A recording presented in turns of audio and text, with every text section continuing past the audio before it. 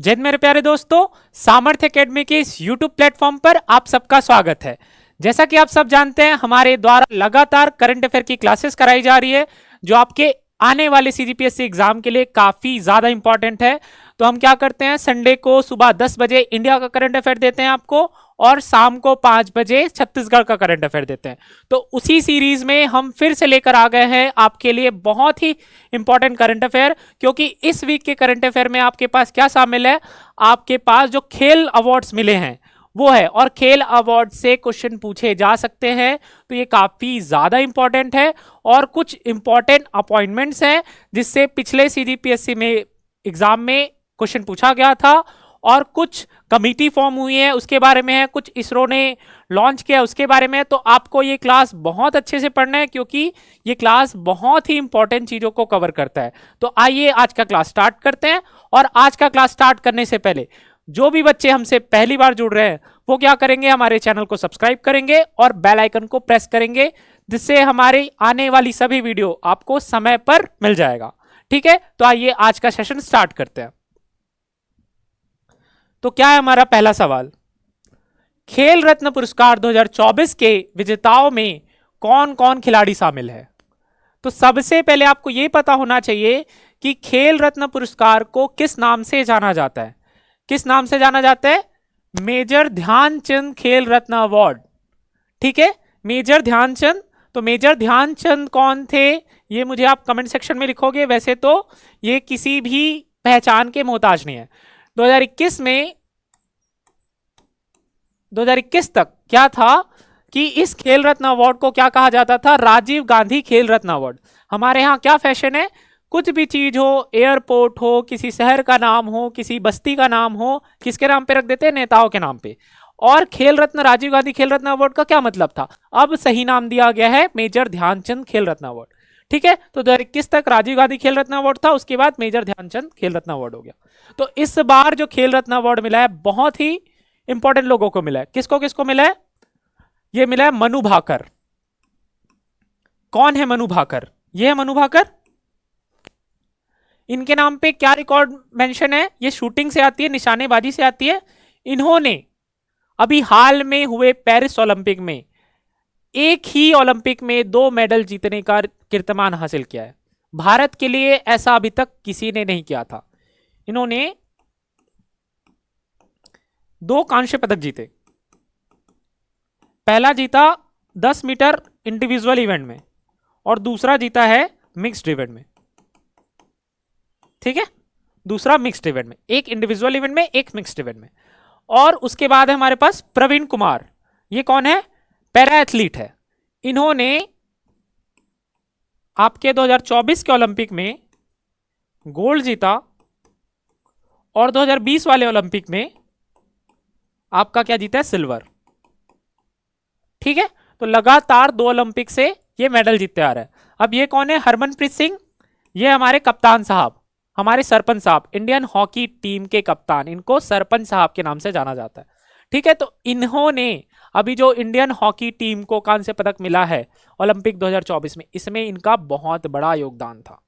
ठीक है, इसके बाद डी गुकेश, तो अभी ये विश्व चैंपियन है। ठीक है, इनके बारे में हमने डिटेल से कवर किया था, वीडियो भी देखा था। तो इन चारों को क्या मिला है, आपका खेल रत्न अवार्ड।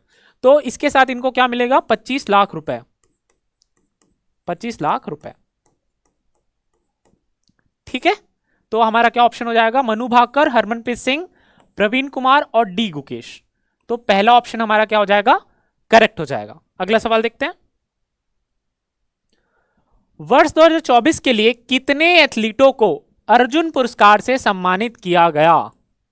कितने एथलीटों को पुरस्कार से सम्मानित किया गया? खेल अवार्ड जब अनाउंस हुआ, ना सिर्फ मेजर ध्यानचंद खेल रत्न अवार्ड मिला, उसके साथ ही अर्जुन अवार्ड भी मिले। तो वो अर्जुन अवार्ड भी आपको जानने जरूरी है। टोटल यहां पर 32 अर्जुन अवार्ड दिए गए।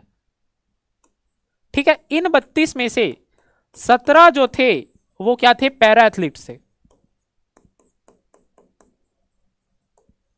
ठीक है, क्यों पैरा एथलीट इस बार बहुत ज्यादा थे? क्योंकि इस बार पैरालंपिक में भारत ने अपने सर्वश्रेष्ठ प्रदर्शन किया है।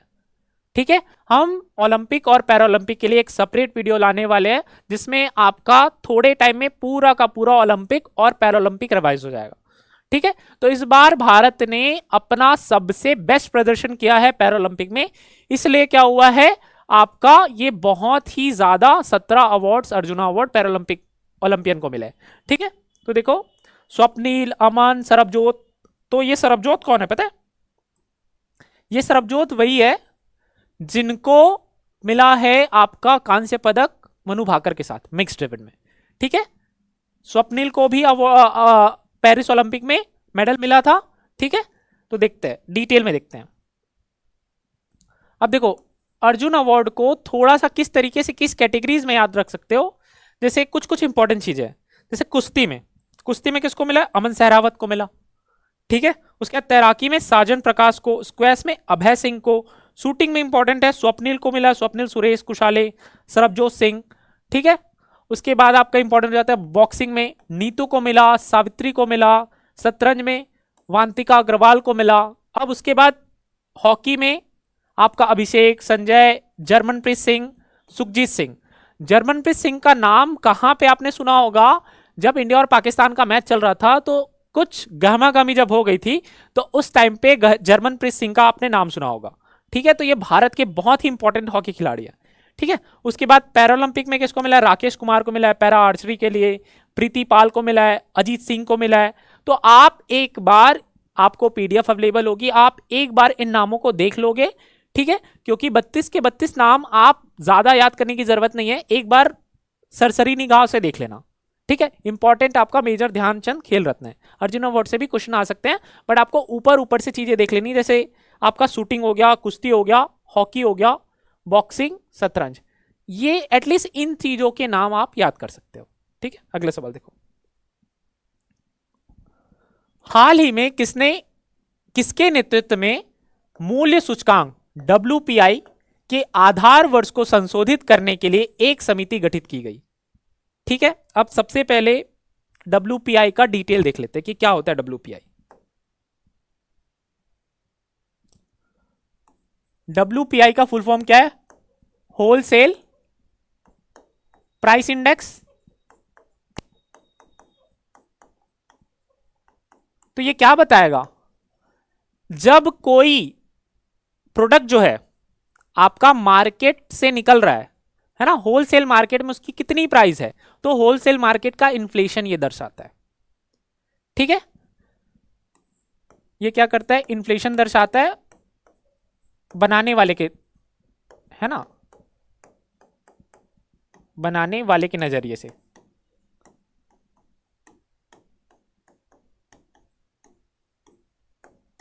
ठीक है, उसके बाद अभी इसका बेस ईयर क्या है, इसी को चेंज करने की बात चल रही है।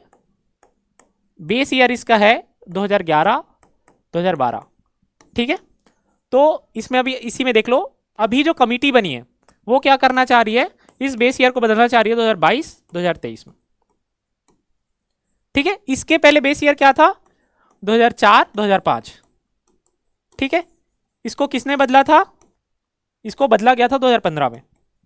2015 में बेस ईयर करेक्ट करके 2011-12 किया गया, और अभी 2025 में क्या किया जा रहा है? 2022-23 किया जा रहा है। ठीक है, ये क्या मेजर करता है? सिर्फ और सिर्फ आपका गुड्स मेजर करता है ना, सर्विसेज मेजर नहीं करता है। मतलब क्या है?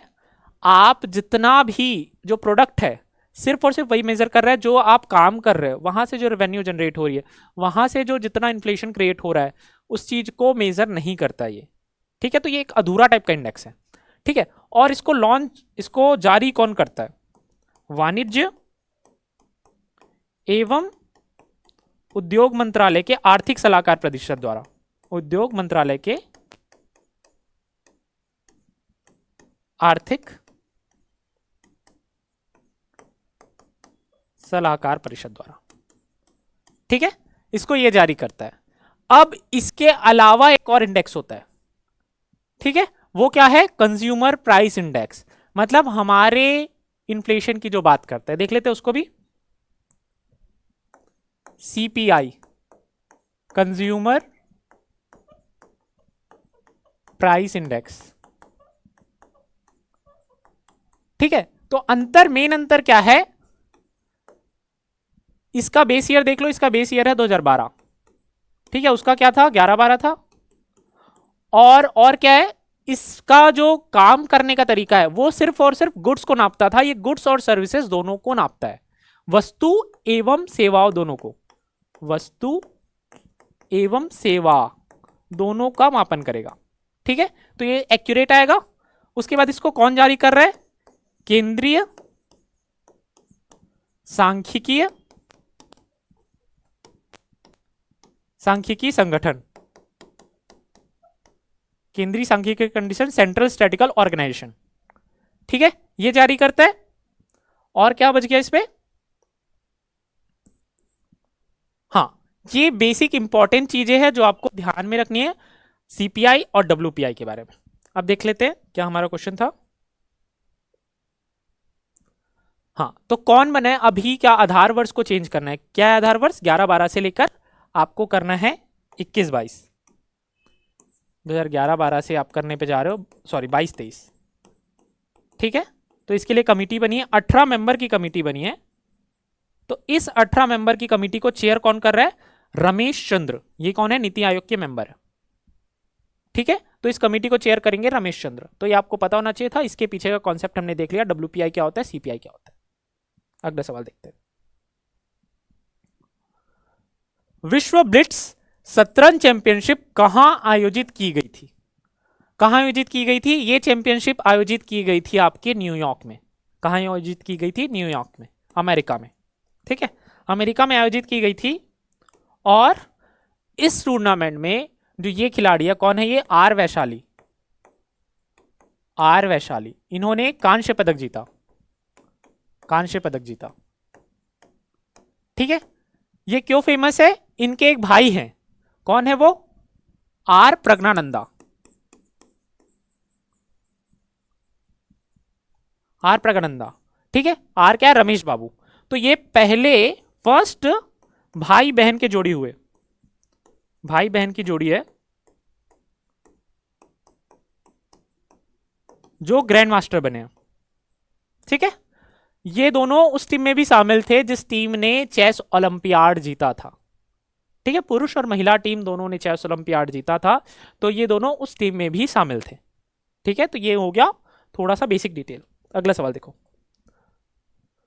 हाल ही में सीआईएसएफ के महानिदेशक के रूप में किसे नियुक्त किया गया, सॉरी सीआरपीएफ, सीआईएसएफ बोल दिया मैंने, सीआरपीएफ के महानिदेशक के रूप में किसे नियुक्त किया गया, तो अभी नियुक्ति किसकी हुई है, वितुल कुमार, ठीक है। आप मुझे कमेंट सेक्शन में बताओगे कि इसके पहले सीआरपीएफ के डीजी कौन थे, ठीक है। अगला सवाल देखो, संतोष ट्रॉफी के 78वें संस्करण का खिताब किस टीम ने जीता, जिस टीम ने जीता है वो हमेशा से ये किताब जीतते आ रही है, 1/3 से ज्यादा समय तक इस टीम ने ये किताब जीता हुआ है, ठीक है। तो ये है वेस्ट बंगाल की टीम, पश्चिम बंगाल की टीम, इन्होंने 33 बार ये किताब जीता है। और इस बार वेस्ट बंगाल की टीम ने केरला को हराकर ये किताब अपने नाम किया है, ठीक है। और ये टूर्नामेंट जो संतोष ट्रॉफी है ये कब से चल रही है, 1941 से चल रही है, कब से चल रही है, 1941 से, मतलब आप क्या बोल सकते हो कि ये आजादी से पहले का टूर्नामेंट है ना। तो काफी ज्यादा फुटबॉल के, जो इंडियन फुटबॉल के लिए बहुत ज्यादा इंपॉर्टेंट टूर्नामेंट हो जाता है संतोष ट्रॉफी। अगला सवाल, इसरो का स्पेडेक्स मिशन किस तकनीक का प्रदर्शन करता है, ठीक है। सबसे पहले ये जान लो कि ये किस लॉन्च व्हीकल से लॉन्च हुआ है, ये लॉन्च हुआ है आपका PSLV C60 से, ये पूछा जाता है आपके CDPSC में, कौन सा लॉन्च व्हीकल है, कहां से लॉन्च हुआ है, श्रीहरिकोटा से, ठीक है। क्या काम है इसका, इसका काम है अंतरिक्ष में उपग्रह डॉकिंग और अनडॉकिंग, ठीक है। ये बताना बहुत आसान है कि डॉकिंग और अनडॉकिंग, लेकिन ये डॉकिंग और अनडॉकिंग होता क्या है, बेसिकली इस बात को ऐसे समझो कि स्पेस में दो व्हीकल्स है, उसको आपस में जोड़ने को, है ना, उसको क्या कहेंगे आप, डॉकिंग, डॉकिंग मतलब आपस में जुड़ना।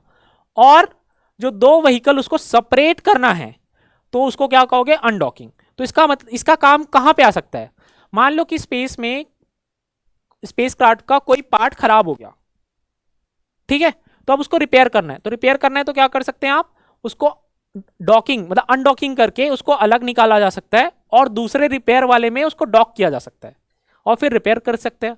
और उसी तरह अगर दो स्पेसक्राफ्ट में अलग अलग लोग हैं, है ना, एक को वापस जाना है, एक को वापस इसमें अंतरिक्ष में आना है, तो क्या कर सकते हो, जो नीचे से आया है और जो ऊपर है दोनों को जोड़ सकते हो और एक्सचेंज हो सकता है, क्रू का एक्सचेंज हो सकता है।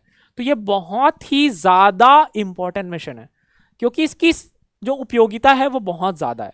ठीक है, अगला सवाल देखो, हाल ही में किस टीम ने प्रो कबड्डी लीग का खिताब जीता। प्रो कबड्डी लीग भारत में कबड्डी की लोकप्रियता को बढ़ाने में बहुत बड़ा योगदान है। ठीक है, हम भी जब स्कूल में थे तब देखा करते थे, 2014 से स्टार्ट हुआ है ये। ठीक है, 2014 से स्टार्ट हुआ ये टूर्नामेंट, अभी 11वां टूर्नामेंट था, 11 टूर्नामेंट था 2024 में। ठीक है, जिसमें किसने जीता है, हरियाणा स्टीलर्स ने। हरियाणा स्टीलर्स ने किसको हराया है, इन्होंने हराया है पटना पायरेट्स को। पटना पायरेट्स को, ठीक है, इनको 32-23 से हराया। ठीक है, पटना पायरेट्स को 32-23 से हराया इन्होंने। अब इसमें कुछ चीजें हैं वो ध्यान में रख लो कि सबसे ज्यादा बार इस टूर्नामेंट को किसने जीता, पटना पायरेट्स ने जीता है। पटना पायरेट्स ने कितने बार जीता है, 3 बार जीता है। सबसे ज्यादा रेड किसने किए हैं, सबसे ज्यादा रेड पॉइंट किसने कमाए हैं। रेड क्या होता है, जब आप दूसरे टीम के घर में जाकर मार कराते हो, ठीक है, तो उसको कहेंगे रेड पॉइंट। और टैकल पॉइंट किसको कहते हैं, टैकल पॉइंट होता है एक टैकल पॉइंट, जब कोई आपके फील्ड में आके, है ना, जब कोई आपके फील्ड में आप उसको पकड़ोगे तो वो हो जाएगा टैकल पॉइंट। ठीक है, और आप दूसरे के घर में जाके उसको टच करके आते हो, वो हो जाता है रेड पॉइंट। तो सबसे ज्यादा रेड पॉइंट किसका है, प्रदीप नरवाल का। ठीक है, एक टाइम पे प्रदीप नरवाल पटना पायरेट्स से खेला करते थे, इसलिए पटना पायरेट्स के 3 टूर्नामेंट्स भी है। ठीक है, बहुत ही ज्यादा। टैकल पॉइंट्स किसके है, फजल, आपके फजल अत्राचली, ये ईरान के खिलाड़ी है, बहुत ही बेहतरीन आपके डिफेंडर थे। ठीक है, तो फजल अत्राचली अभी सबसे ज्यादा टैकल पॉइंट है और प्रदीप नरवाल के सबसे ज्यादा अभी रेड पॉइंट्स है। तो ये बेसिक आपकी जानकारी आपको होनी चाहिए। तो इस बार किसने जीता है, हरियाणा स्टीलर्स ने। किसको हराकर जीता, पटना पायरेट्स को। अगला सवाल, भारत ने 700 अरब डॉलर के विदेशी मुद्रा भंडार के साथ दुनिया में कौन सा स्थान हासिल किया। अभी भारत ने क्या किया है, भारत ने 700वां स्थान, 700 बिलियन डॉलर का फॉरेक्स रिजर्व हासिल कर लिया। ठीक है, इसके साथ भारत ऐसा चौथा देश बन गया जिसके पास 700 बिलियन डॉलर का फॉरेक्स रिजर्व है। ठीक है, तो ऐसे पहले 3 देश कौन से हैं, पहला देश कौन है, चाइना। ठीक है, दूसरा देश कौन है आपका, जापान। और तीसरा देश कौन है आपका, स्विट्जरलैंड। और चौथा कौन हो गया, भारत। भारत। ठीक है, आप बोलोगे यूएस क्यों नहीं है, क्योंकि मेनली फॉरेक्स, बहुत हद तक फॉरेक्स आपका यूएस डॉलर्स में होता है, तो यूएस के पास तो ऑलरेडी है, तो यूएस को शामिल नहीं किया जाता इस वाले कैटेगरी में। ठीक है, तो आपका 4th रैंक आ जाएगा, इंडिया 4th रैंक पे है। अगला सवाल देखो, 7 महाद्वीपों की चोटियों पर विजय पाने वाली सबसे कम उम्र की महिला कौन है। कौन है सबसे कम उम्र की महिला, ये है आपकी काम्या कार्तिकन। ठीक है, काम्या। और ये कौन है, बचेंद्री पाल, संतोष यादव, अरुणिमा सिन्हा। इन तीनों के बारे में मुझे आप कमेंट सेक्शन में लिख के बताओगे कि इन तीनों को क्यों जाना जाता है। ठीक है, अगला सवाल देखो, अभ्यास सूर्य किरण भारत और नेपाल की सेनाओं के बीच एक संयुक्त सैन्य अभ्यास है। बहुत ही आसान क्वेश्चन था, लेकिन ऐसे कई सारे आसान क्वेश्चन युद्ध अभ्यास वाला आ जाता है। तो इसलिए आपको ध्यान रखना सूर्य किरण किसके साथ है, आपका भारत और नेपाल। ठीक है, क्या बोलते हैं, रोटी और बेटी का संबंध है। निम्नलिखित में से किसने हाल ही में जम्मू कश्मीर और लद्दाख में थ्रू द एजेस पुस्तक का विमोचन किया? किसने किया है? हमारे माननीय गृह मंत्री ने, अमित शाह जी ने। ठीक है, इन्होंने क्या कहा वहां पर? उन्होंने वहां पर यह भी कहा कि कश्मीर को उसके पुराने नाम की जरूरत है। ठीक है, ये ऋषि कश्यप की भूमि है। और उन्होंने ये भी कहा कि जब हम अपने इंटरनल सिक्योरिटी को देख लेंगे, उसके बाद जो चीजें हमारी थी उसको हम वापस लेने की कोशिश करेंगे। तो इनडायरेक्टली ये पीओके की ओर इंगित कर रहे थे। ठीक है, अगला सवाल देखो। कौन सी भारतीय एयरलाइन घरेलू उड़ानों में इन फ्लाइट वाईफाई इंटरनेट सेवा शुरू करने वाली पहली एयरलाइन बन गई? तो देखो, अब तो आपको भी इसी एयरलाइन में जाना है क्योंकि वाईफाई मिलने वाला है। ठीक है, कौन सी एयरलाइन है? Air India. ठीक है, एयर इंडिया ने वाईफाई सुविधा का प्रबंध कर दिया। अगला सवाल, हाल ही में वित्तीय वर्ष 2024 में भारत के कॉफी निर्यात में कितने प्रतिशत की वृद्धि दर्ज की गई है? कितने प्रतिशत की वृद्धि दर्ज की गई है? 29% की वृद्धि दर्ज की गई है। भारत में बेसिकली सबसे ज्यादा कॉफी का उत्पादन कहां होता है? कर्नाटका में। ठीक है, सबसे ज्यादा कॉफी का उत्पादन होगा आपके कर्नाटक में। ठीक है, यह चीज आपको दिमाग में रखनी है। अगला सवाल, निम्नलिखित में से किस आईआईटी ने दर्द रहित इंजेक्शन के लिए सुई रहित शॉक सिरिंज विकसित की है? ठीक है, किसने विकसित किया है? यह कारनामा किया है वंस अगेन आईआईटी बॉम्बे ने। ठीक है, आईआईटी मुंबई ने यह कारनामा किया है कि सुई रहित आपका इंजेक्शन बनाया। अगला सवाल, हाल ही में डीपीआईआईटी उद्योग एवं आंतरिक व्यापार संवर्धन विभाग ने स्टार्टअप की मदद के लिए किस निजी कंपनी के साथ एक समझौता ज्ञापन पर हस्ताक्षर किया? किसके साथ किया? स्टार्टअप के लिए, स्टार्टअप को बढ़ावा देने के लिए यह किया है बोट के साथ। ठीक है, तो बोट किसी को बताने की जरूरत है क्या, क्या है बोट? है ना? अभी हो सकता है कि आप जिस ईयरफोन से सुन रहे हो, जिस, तो वो भी बोट का हो। ठीक है, हाल ही में पेंगोंग सो झील के पास छत्रपति शिवाजी महाराज की प्रतिमा कहां स्थापित की गई? ये पेंगोंग सो झील है और ये महाराज हमारे छत्रपति शिवाजी महाराज। ठीक है, ये क्यों स्थापित की गई है? क्योंकि हमारे सैनिकों में और भी जोश भरे, किस तरीके से वीरता छत्रपति शिवाजी महाराज ने दिखाई थी, कैसे कैसे उन्होंने अपने दुश्मनों का सामना किया था। ठीक है, उसको फिर से उसी जगह पर स्थापित किया गया, चाइना के बॉर्डर पर, पेंगोंग सो। ठीक है, तो ये कहां है? लद्दाख में। अगला सवाल, जनरेशन बीटा के बारे में निम्नलिखित कथनों पर विचार करें। 2025 से लेकर 2039 के बीच पैदा होने वाली जनरेशन बीटा क्या है? एआई, वर्चुअल रियलिटी और स्मार्ट सिस्टम जैसी माइक्रो कंप्यूटिंग प्रौद्योगिकियों के साथ विकसित होने वाली पहली पीढ़ी होगी। ठीक है, बिल्कुल सही बात है।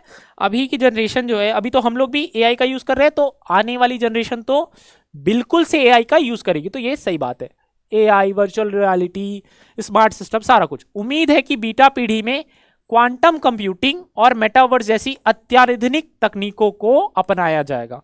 क्वांटम कंप्यूटिंग की बात अभी से हो रही है, तब तो आने वाले कुछ सालों में 2039 तक ये तो और भी ज्यादा बढ़ेगा। ठीक है, जनरेशन बीटा का एआई और वीआर के प्रति संपर्क, तत्काल संतुष्टि और तीव्र प्रतिक्रियाओं के लिए प्रति प्राथमिकता को बढ़ावा देना हो सकता है।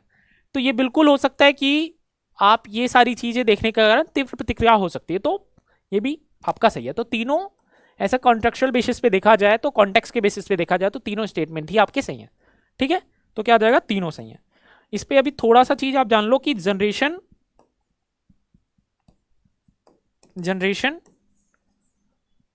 जेड, अल्फा और बीटा। ठीक है, अभी लेटेस्ट के जो 3 जनरेशन है, ये जनरेशन जेड, अल्फा और बीटा है। तो ये जनरेशन क्या आ रहा है? 1997 से लेकर आपका 2010 तक, 2010 तक। ठीक है, उसके बाद 2010 से लेकर 2024 तक जनरेशन अल्फा आएगा और 2025 से लेकर 2039 तक क्या आएगा, जनरेशन बीटा आएगा। तो आप सबको क्या करना है, कमेंट सेक्शन इस्तेमाल करना है और बताना है कि कौन किस जनरेशन से बिलोंग करता है। ठीक है, किस जनरेशन से कौन बिलोंग कर रहा है, ये चीज आपको बतानी है यहां पर। ठीक है, अगला सवाल देखो। विश्व ऑडियो विजुअल एवं मनोरंजन शिखर सम्मेलन वेव्स 2025 का मेजबान कौन सा देश है? तो ये बेसिकली नेताओं के और अभिनेताओं के उसके ऑडियो विजुअल एक्सपीरियंस को और एनहेंस करने के लिए इस तरह के सम्मेलन आयोजित किए जाते हैं। ये सम्मेलन अभी भारत आयोजित कर रहा है। ठीक है, कौन आयोजित कर रहा है? भारत आयोजित कर रहा है। अगला सवाल देखते हैं। तो ये रहा हमारा इस वीक का पूरा करंट अफेयर। बहुत ही इंपॉर्टेंट करंट अफेयर्स है, तो आपको इसको अच्छे से रिवाइज कर लेना है। और स्पेशली जो खेल रत्न वाले अवार्ड्स है उसको पीडीएफ जब आपको मिलेगा तो उसको और अच्छे से पढ़ लेना, कुछ इंपॉर्टेंट जो चीजें है उसमें, ठीक है, वो काफी आपके काम आ सकती है सीजीपीएससी के एग्जाम में। तो आज के क्लास के लिए बस इतना ही। अगर आपको क्लासेस पसंद आ रही है तो आपको क्या करना है, कमेंट सेक्शन का इस्तेमाल करते हुए आपको सवालों के जवाब देने, तभी आप हमको पता चलेगा कि आपको किस तरीके से क्लास चाहिए और क्या हम कर सकते हैं आपके लिए। ठीक है, तो आज की क्लास के लिए बस इतना ही। मिलते हैं नेक्स्ट क्लास में। जय हिंद, वंदे मातरम।